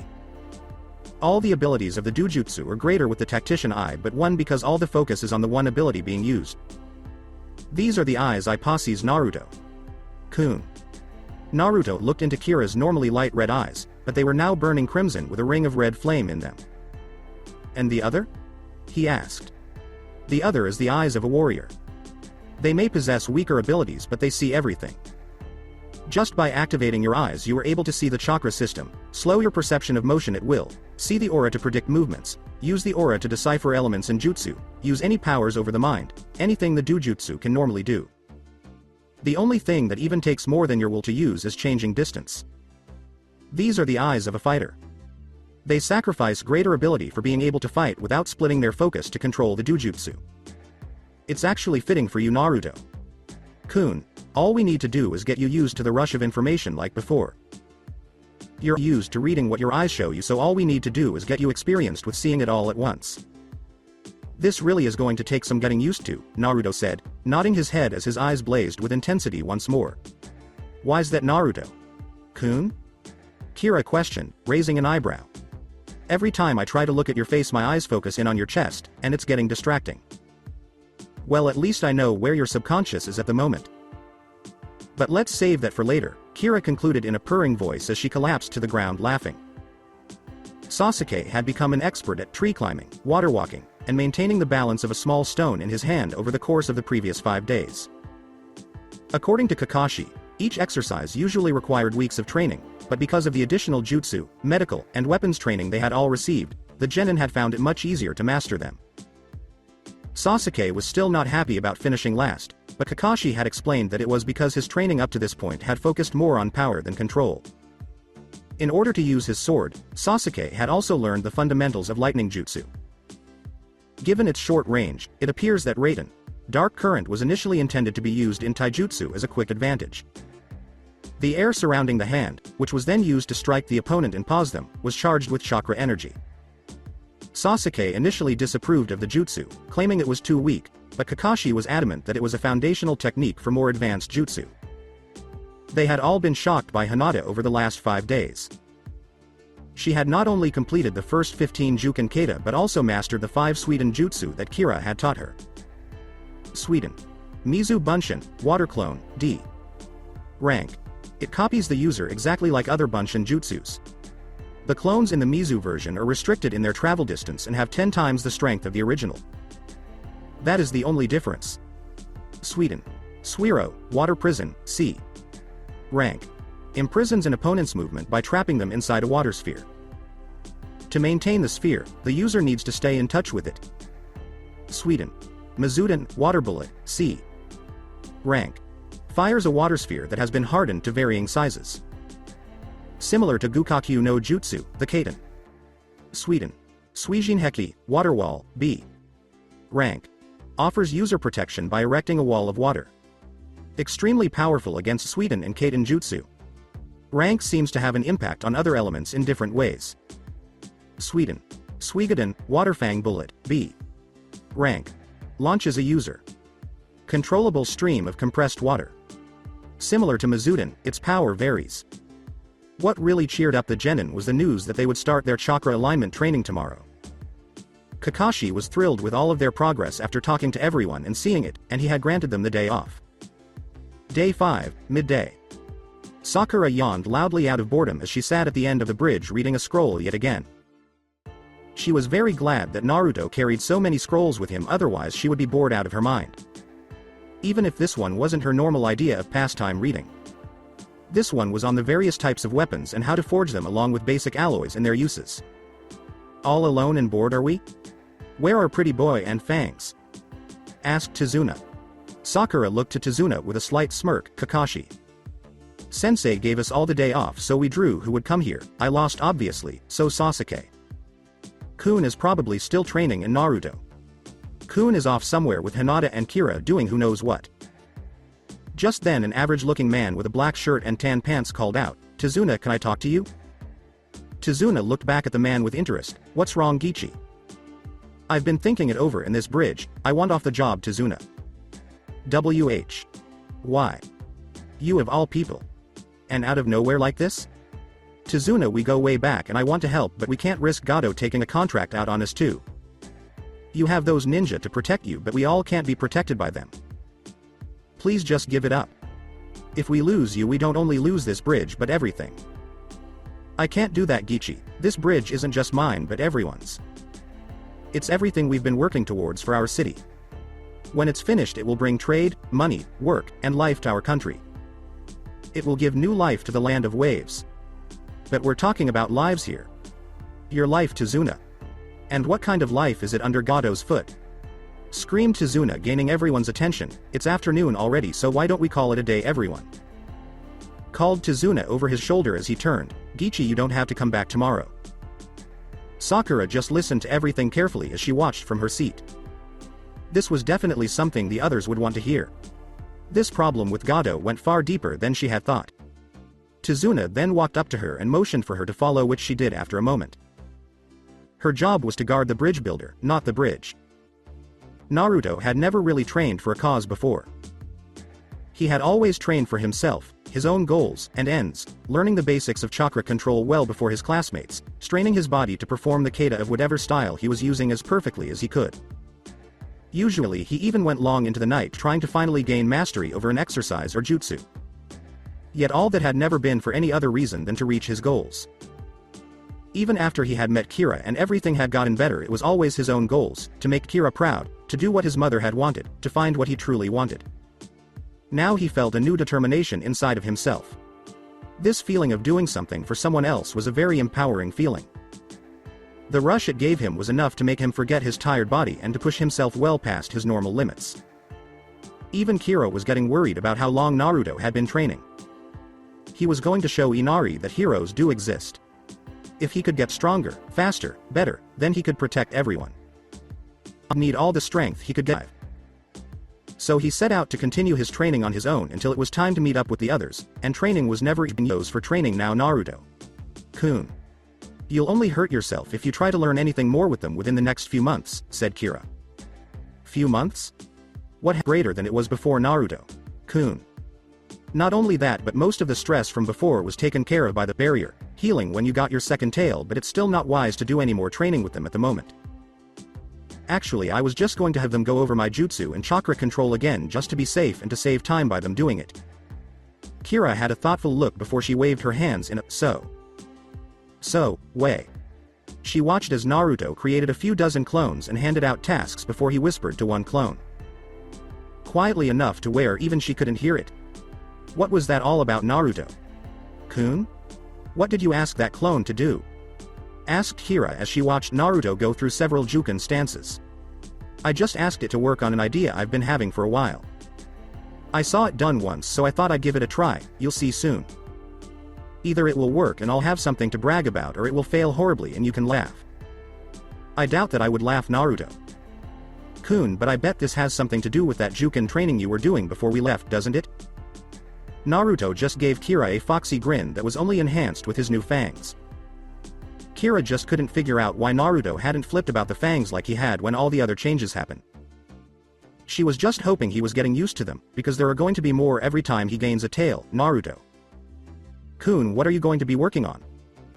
Naruto just smiled at Kira without even a pause in his flow as he said, "I'll be working on my Shinkarugen, while I go through the Juken Kata I know and then move on to catching up with Hinata Chan.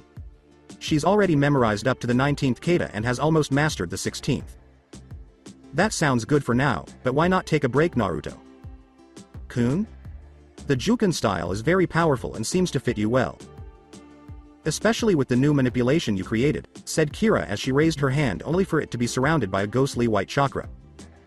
Naruto's eyes widened as he asked, How did you learn that so quickly? I never taught it to you." Our dojutsu, you've used this enough times that it was rather easy for me to learn it. You mean you learned a new and experimental chakra manipulation that took me weeks to create by watching me do it a few times? Asked Naruto, shocked. The only ability of our dojutsu you're missing is advanced memorization. With that many things become possible, including this. Naruto blinked slowly as the gears slowly turned in his mind until they nearly broke. Wait, I thought memorizing things instantly was the only ability of the Sharingan we were missing? If that's true, shouldn't I be able to copy jutsu too? Didn't you say that we didn't have that one? I said we didn't have instant memorization. What makes the Sharingan able to copy jutsu so effortlessly is that anything the user sees is memorized, any little detail. We just have advanced memorization. If we can study it long enough, we will memorize it. The Sharingan only has to glance at it. So how long does it take to memorize something with our eyes? For me, it's just under a minute in most things, but since most jutsu are performed in seconds, it really isn't helpful, but it is how I learned the forms for the Juken so fast. Finished Kira as she stuck out her tongue.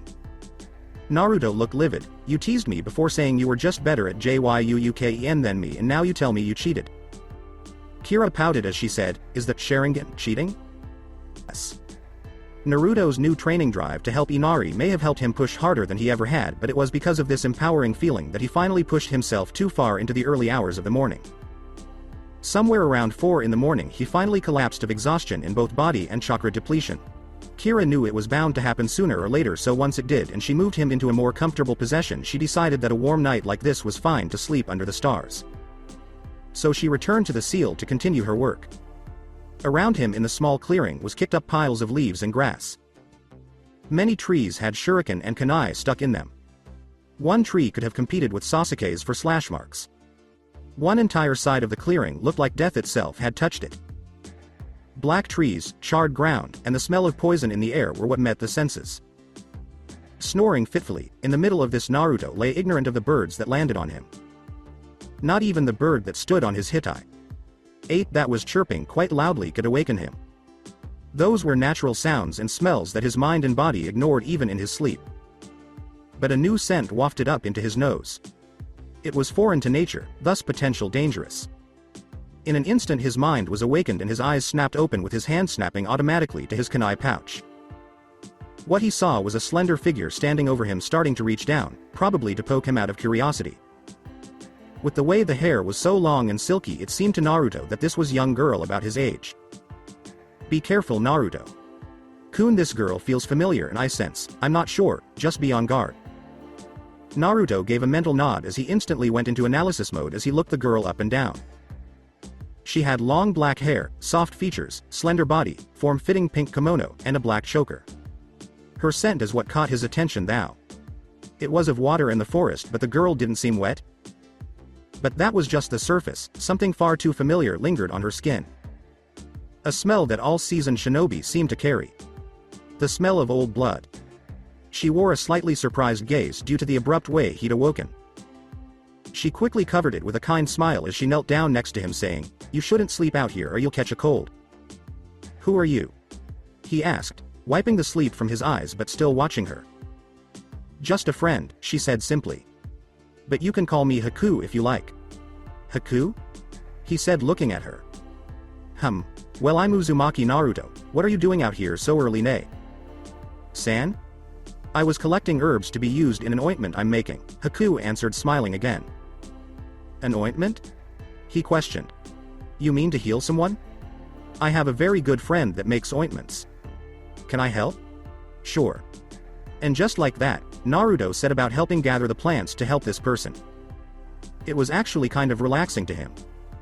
To go through the various plants on the ground, looking for the specific kinds, and checking for quality. Picking them helped to relieve a bit of the tension that had been building up in his body for some time.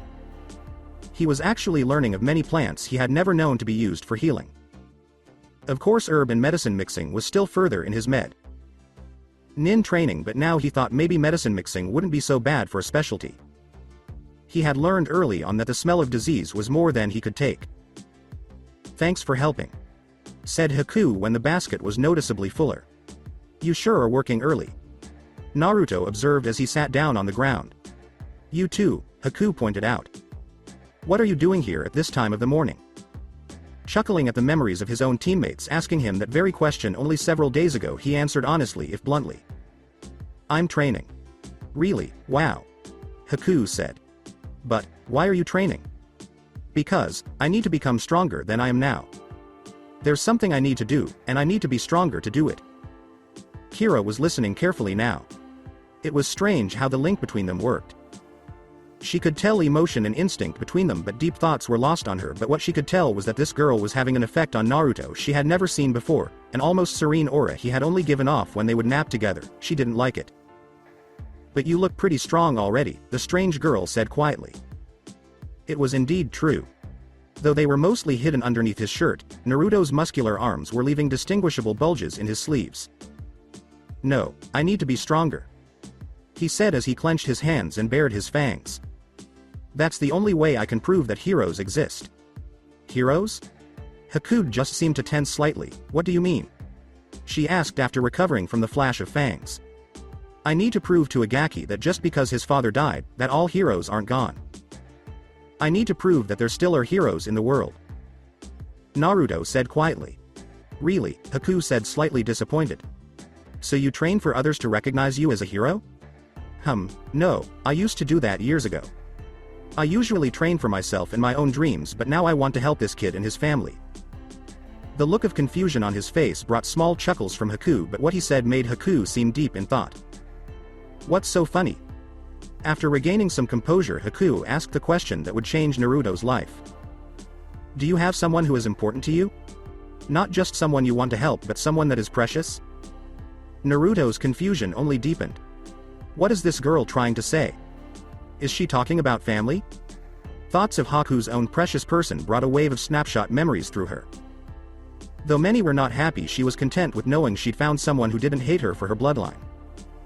Looking up after being drawn reluctantly from her memories, Haku looked thoughtfully at Naruto. When a person has something important to protect, she said in gentle but serious voice. That's when they truly become strong. Yup. He said happily. I understand that very well. I have a couple and one very important one. This brought a small smile to Haku. Then remembering that Zabuza needed these new herbs, she stood up and started to walk away. Stopping momentarily, she said, You will become strong, let's meet again somewhere. Sure. By the way, is someone sick? If the ointment is to help someone, I'm a med. Nin. Maybe I can help? Naruto asked happily with slight concern. Haku had to think fast. She had not known about this. If she brought this boy, maybe she could force him to help Zabuza, but on the other hand, he was the one that harmed him. No one is hurt or sick, Naruto. Kun. It's just a muscle relaxant. Okay, just promise to show me the mix sometime. I'm always up to learn something new.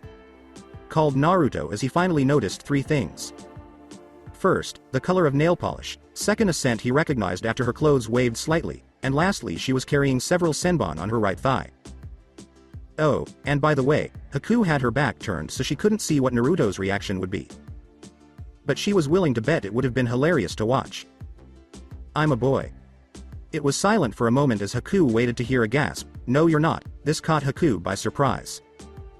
No one had ever called her on her bluff. As she turned to face him, Naruto walked right up beside her and said, You don't have an Adam's apple. Even with that choker on, I would notice. Second, your scent is definitely female. And lastly, your bone structure is that of a female hunter. San. Haku's eyes opened wide as she launched away from him before throwing 3 senbon. When? How did you know? Naruto easily blocked the senbon with his claws and decided to bullshit for some leverage. I knew when I woke up. Your scent is the same, your nail polish is the same. Then he activated his dujutsu and said to send a shiver down her spine, and your chakra signature is the same. As Haku tensed and drew another senbon, she tried not to lock eyes with Naruto as she asks, So you aren't going to let me go, are you? She then eyed his equipment behind him. Naruto feels the bead of sweat roll down the side of his face as he thinks, damn, it's still too hard to keep it active for long. I can barely stand this pain. Naruto looks on as his Shinkarugen fades with a bored expression. He asks, Are you going to attack me? Because, if I wanted to attack you, I would have done it before I said anything. Haku looked on dumbstruck for a moment, then asked, Why didn't you? We are enemies with different goals, and you said before that you wanted to protect the old man. I don't see the old man around here, said Naruto as he acted as if scanning the clearing, and I was never paid to kill you, only to stop you from killing Tazuna. Besides, I hear that Gado is pretty famous for killing off the nin he hires instead of paying them anyway. I think that's why he hires Nuke. Nin, isn't it? That way the villages aren't after him. Either way I see it, Gado kills you for failing or you kill Gado for betraying you. Either way it's better for you to be alive. Haku left her stance and can't help but giggle. You're probably right, Naruto. Kun. I have gotten the same feeling from him many times. Naruto then looks horribly confused as he asks, then why do you work for him? Just leave his service and we won't be enemies anymore. We could be friends. That would be nice, Naruto.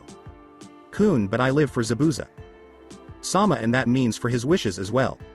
Very few will hire missing. Nin and Gado has offered to pay a lot. We need the money. Haku then looked down. Kira began to tell Naruto what to say, hoping to get through to the girl. You need the money because the hunter Nin are after you? You can't go to any large village because you will be found and can't even stop running. Haku looked up into Naruto's slit blue eyes with the purple ring and found something she had never expected to see: caring, worry, hope. Take me to Zabuza. Let me talk with him. Haku looked up horrified at the thought. I can't do that. I will come on your terms, Haku. I will leave all my equipment other than medical supplies if you want.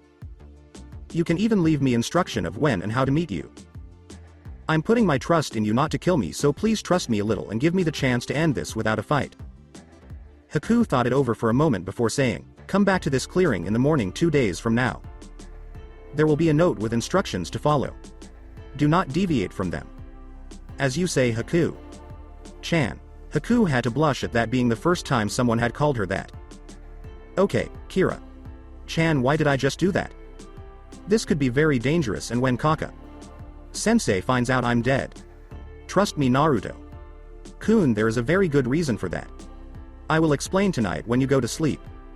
We will be having another nighttime training session. Haku was leaving the clearing with her mind heavy after speaking with Naruto. When she spotted the other boy from the Genin team approaching, she continued on her path, ignoring the questioning look on the boy's face as she passed. Deciding to ignore the strange girl, Sasuke walked forward to where he could sense Naruto's chakra. He found the blonde sitting on the ground, seemingly contemplating deep thoughts while mumbling to himself. I've seen a lot of weird stuff in this world, the blonde was saying as the Uchiha approached. But this one takes the cake. If he had any more enlightening thoughts, it was not to be as the Uchiha smacked him over the head. Grasping his throbbing cranium, Naruto glared up at his rival as he exposed his fangs on instinct. What was that for Teme? He demanded angrily. It was too early to get into a fight already. Especially, since he had just made a date with the enemy. It's been a while since you called me that, Dobi. What were you doing last night? Sasuke demanded with an equal amount of anger as he looked around the destroyed clearing. Oh, just some training last night with my abilities, trying to cut down from 4 ninja to 2, you know. Said Naruto innocently as he looked up at Sasuke.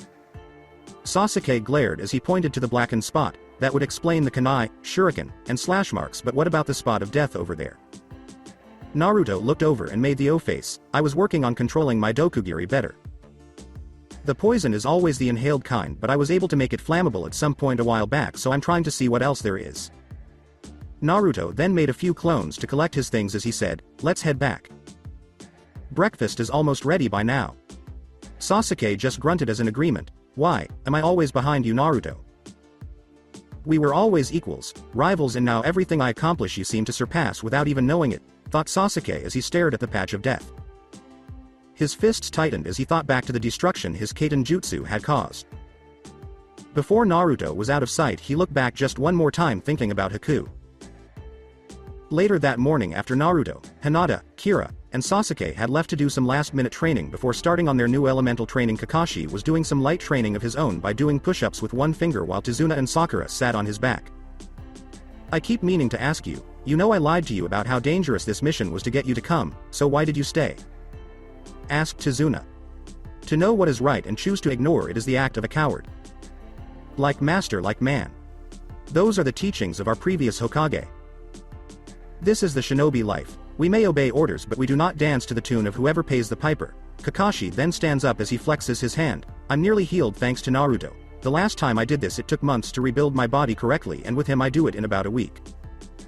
Tizuna just nodded his head as he thought over Kakashi's words. Kakashi then turned to Sakura and said, "Let's go find the others so we can start on your affinity training." Sakura only nodded as she stood up and followed her sensei. As Haku stood by Zabuza, he looked in pain as he squeezed an apple with his left arm. He succeeded in crushing the apple, but he instantly flinched in pain as his muscles smashed under his skin. "It seems that most of your strength has returned, but your muscles haven't recovered yet, Zabuza. Sama. At this point you could barely wield your sword. I need to keep Zabuza San here for one more day, just one more, forgive me Zabuza." "I can see that, Haku. I thought your ointment was supposed to fix this. How long until I will be able to attack again?" asked Zabuza with annoyance clear in his voice. "I would say 2 days until you can use the arm without pain. 3 until you are completely healed." "We will see," said Zabuza as he griped his sword only to wince again. Kakashi examined the 4 genin with assurance and pride after gathering everyone. In such a short space of time, they had all accomplished more than he could have imagined. Everything he could think of, teamwork, chakra control, jutsu, weapons, was beyond what he had expected of them, and he knew they were prepared for this, even if it meant that every other sensei would kill him when he got back to the village. These shinobi could handle it, even though they might not have the rank or experience that most shinobi had when they discovered this. All that bothered him was Kira's icy gaze. She appeared to be waiting for something as she sat in the nearby tree's branches.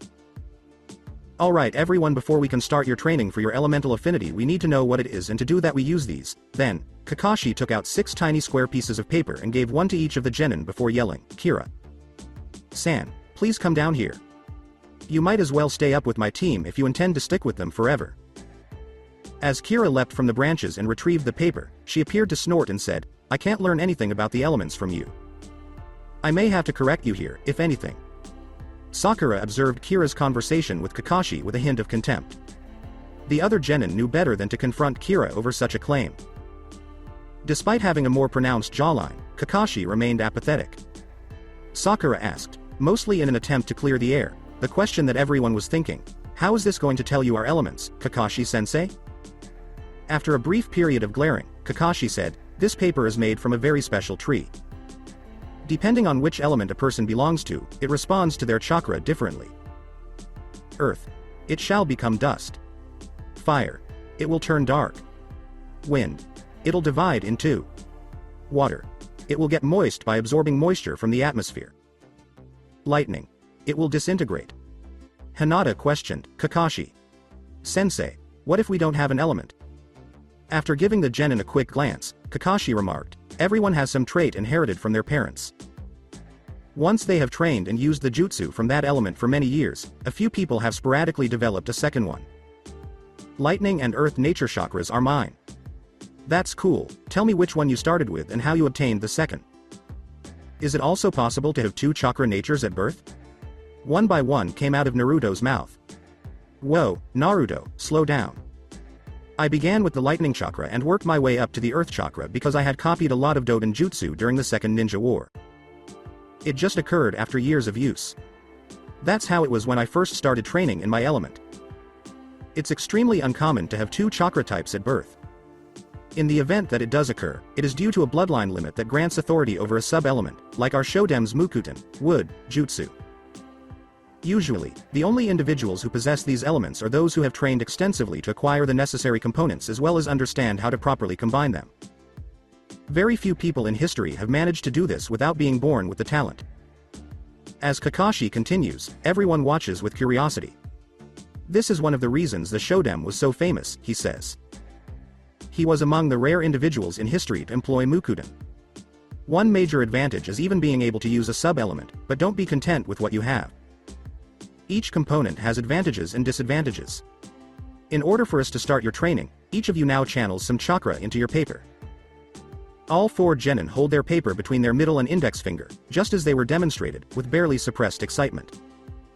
As the paper is illuminated by a tiny chakra glow, everyone gasps.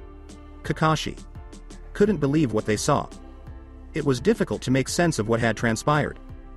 Despite Hinata's extreme power, she was by far the most normal of all the genin. A sweetened affinity typically causes the paper to slightly dampen. Water up to Hinata's elbow surrounded her arm. Sakura.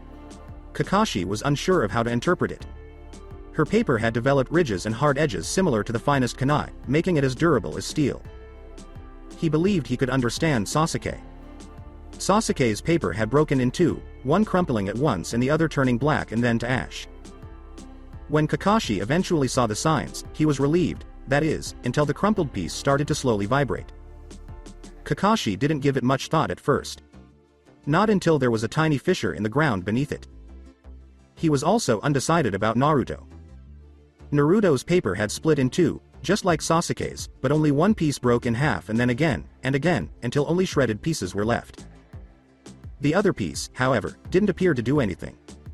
Naruto inquired, "So I have wind, but what does this mean?" As he carefully picked it up. Sakura's is the sub-element of Menten, metal, Hinata. Chan's and Sasuke's are at the level of an elemental manipulator like myself and you, Naruto. Kun, Kakashi said, perplexed as all the genin held up their cards. You knew about this, didn't you? Kakashi asked, as everyone stared at Kira with strained eyes. You knew they were different when you said you'd have to correct me. I'm assuming you are aware of the cause of this. After sliding off the branch she had come back to, Kira turned to face Hinata. I told you all that most of Naruto Kun's special powers came from his extremely powerful chakra. Kira said. So how could any of you possibly believe that it wouldn't have an impact if he gave you chakra whenever you ran out during training? What has happened? And what are the two of you? Kakashi asked, his voice harsh and sharp as he fixed his gaze on Kira and Naruto. I need to know this girl's identity and what she has done to my genin. I've been holding back on asking questions for as long as I can. Genin? Smirked Kira. Mr. Cyclops, you've had more interaction with Naruto Kun's chakra than anyone else. When Kira turned to face Naruto again, it was obvious what she wanted. As for who I am. Maybe this will seem familiar, Naruto merely grinned. Naruto couldn't help but cry a single tear as he felt the menacing presence of a real demon in the clearing filled with black smoke. This would probably be the day he lost a friend. So that's it for today. I hope you guys enjoyed it.